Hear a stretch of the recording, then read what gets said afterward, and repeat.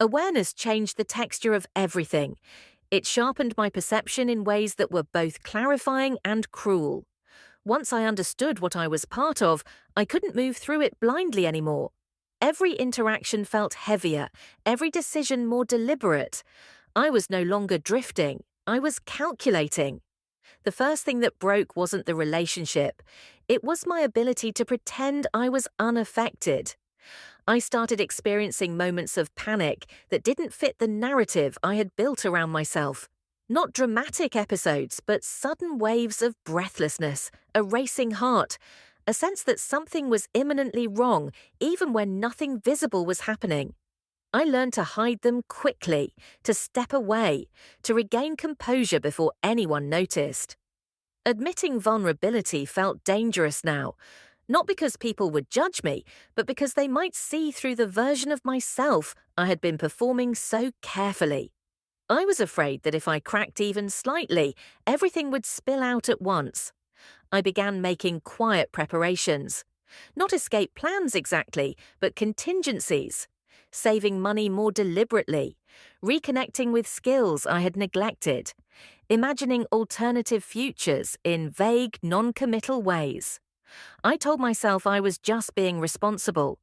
In truth, I was testing the idea of leaving without fully committing to it. The spaces I moved through responded to this shift. Opportunities slowed. Invitations became more conditional. I sensed the recalibration happening around me, subtle but unmistakable. When you stop being fully compliant, the system notices. He noticed too. Our conversations became increasingly transactional, less emotional volatility, more strategic tension. He spoke carefully now, choosing words that sounded supportive while reinforcing the same expectations. He reminded me of the investments we had made together, the risks, the shared history. I listened, but I no longer absorbed. What unsettled me most was how calm I felt during these exchanges, detached, observant. The emotional charge that once kept me tethered was fading, replaced by a quieter resolve. That calm scared me more than fear ever had. It meant I was already halfway gone. Still, leaving felt impossible in practice. My life was entangled in ways that weren't easily undone. Financial dependencies, social overlaps, reputational considerations. I had learned how interconnected everything was only after trying to imagine separation. There were nights when regret washed over me unexpectedly. Not regret for specific choices, but for the gradual erosion of my inner life. I missed the version of myself that laughed freely, that spoke without calculating consequences, that trusted her instincts without second-guessing them. I wondered whether that version still existed somewhere inside me, waiting. The escort-adjacent parts of my life became more difficult to tolerate during this phase. The emotional distance I had once relied on started to fail. I felt exposed in ways I hadn't before, not physically, but psychologically. I was tired of being interpreted, projected onto, consumed. I noticed how often people confused access with entitlement, how quickly generosity turned into expectation, how easily boundaries were questioned when they disrupted convenience. I began saying no more often, not dramatically, not defiantly, just consistently. Each refusal felt like a small reclaiming of space. Each boundary reinforced my awareness of how much space I had been giving away. The pushback was immediate, subtle, but unmistakable. Disappointment disguised as concern, distance framed as respect.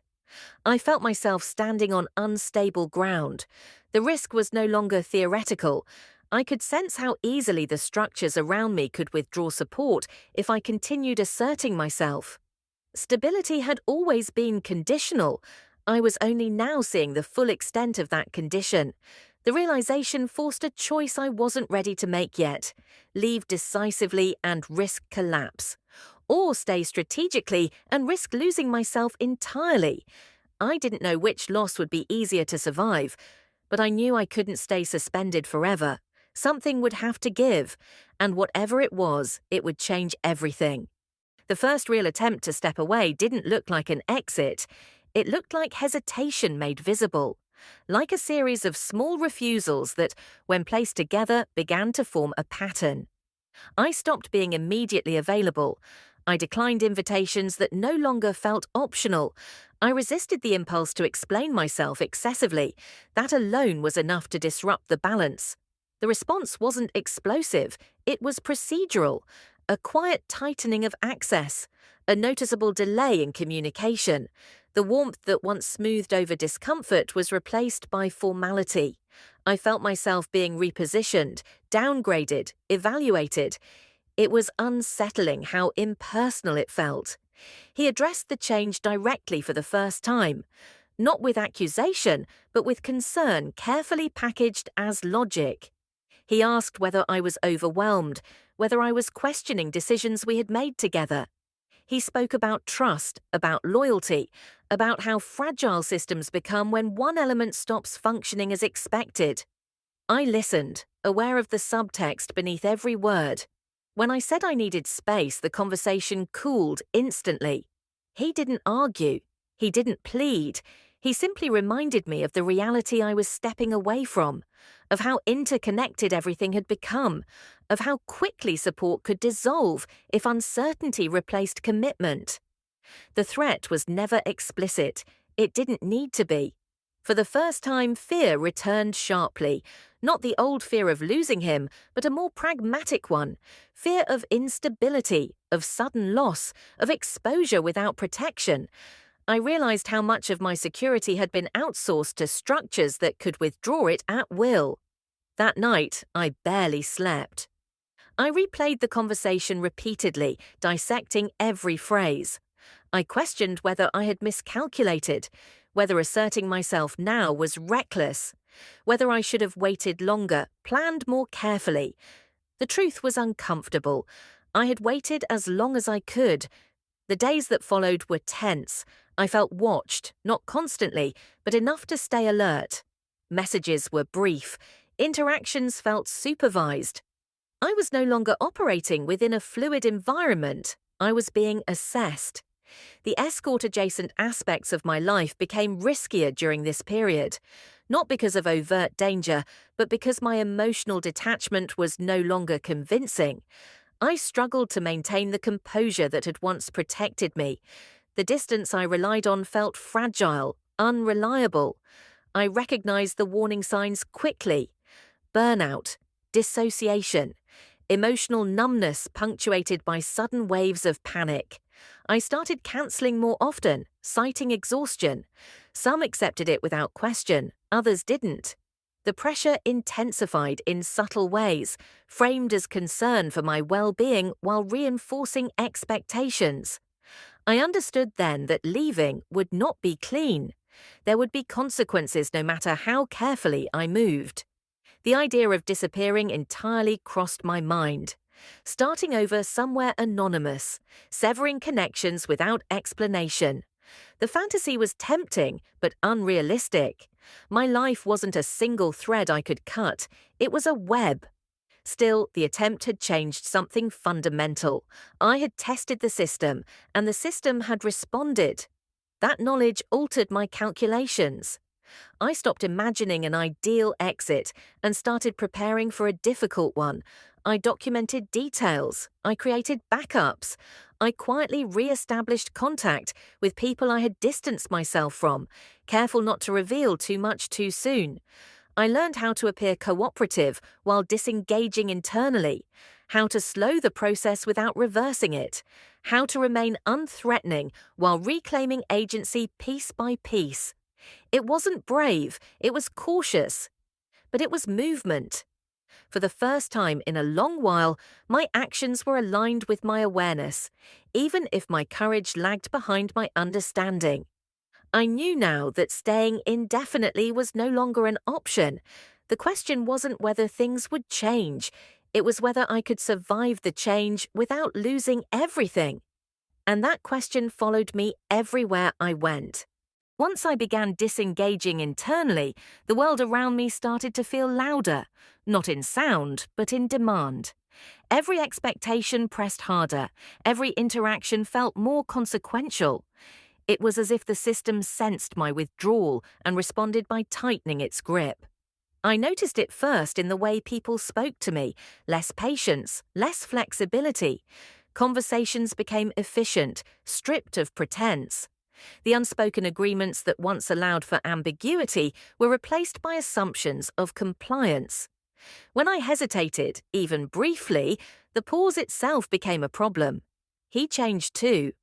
Not dramatically, not in ways that could be easily pointed out, but the softness disappeared entirely. What remained was a calculated attentiveness, a constant evaluation of my usefulness, my reliability, my alignment. I felt less like a partner and more like an asset being reviewed. I told myself not to personalize it.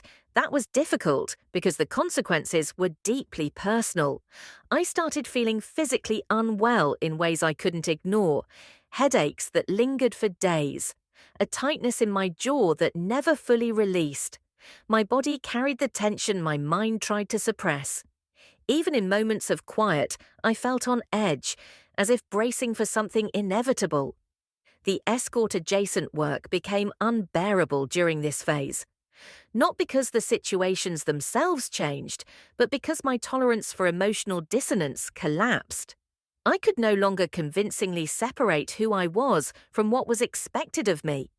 Each interaction felt invasive, draining, like a violation of boundaries I no longer had the energy to defend.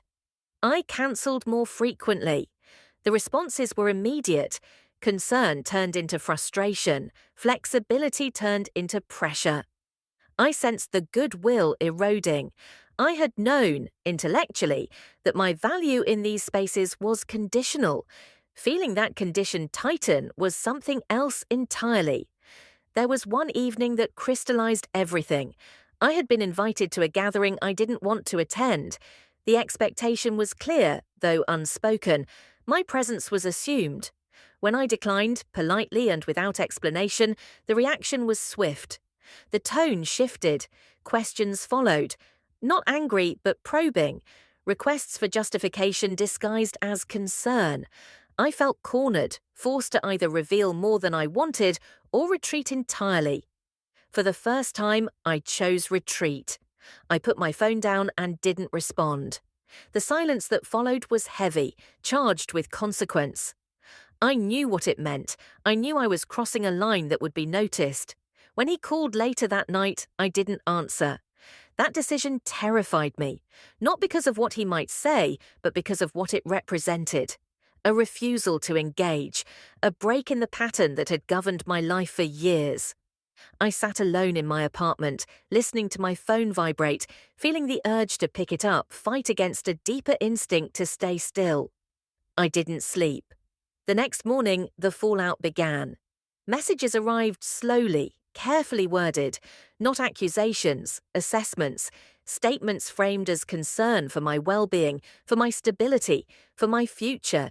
Each one carried the same subtext. Disengagement had consequences. I read them without responding. Something in me had gone quiet, not numb, resolved. I realized that the fear that had kept me compliant for so long was losing its hold. It was being replaced by something else, something steadier. A recognition that continuing this life would cost me more than leaving it ever could. That clarity was frightening in its own way, because clarity removes excuses. And once excuses are gone, action becomes unavoidable. The protection I hadn't fully realized I was relying on disappeared quietly. There was no announcement, no confrontation, just a sudden absence of the buffers that had softened consequences before. Access closed, flexibility vanished. The environment shifted from accommodating to indifferent. Indifference was more frightening than hostility. I felt it in the way calls stopped coming, in how messages were left unanswered without explanation. Doors that once opened easily now required justification. I had known this was possible. I had even prepared for it intellectually. Experiencing it was different. He didn't reach out immediately. That delay told me everything I needed to know. When he finally did, his tone was neutral, measured, almost professional. He spoke as if we were discussing logistics rather than a shared history. He acknowledged my need for space, then outlined the practical implications of stepping away. The loss of support, the reputational risks, the uncertainty. He wasn't threatening me. He was informing me. The conversation ended with a quiet finality that left no room for negotiation. I realized then that the dynamic had fully inverted. Where there had once been volatility and emotional pull, there was now distance and assessment. I was no longer something to be persuaded. I was a variable to be managed. That night, the anxiety I had been suppressing surged all at once. My body shook uncontrollably. My thoughts spiraled. I felt exposed in ways I couldn't articulate. The structures I had leaned on were gone, and I was standing without protection in a world that suddenly felt hostile. I considered reaching out, apologizing, reframing my hesitation as confusion, stress, temporary doubt.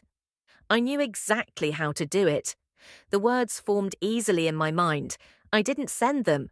Something in me finally refused. The next days were disorienting. I moved through familiar spaces that no longer felt safe. I questioned every interaction, every glance, every delay. Without the illusion of stability, I was forced to confront the reality of my situation honestly. I had built a life that depended on my silence, and silence was no longer an option. The escort-adjacent aspects of my past came back into focus during this period, not as ongoing actions, but as consequences. I felt the weight of decisions I had made to survive a dynamic that no longer protected me.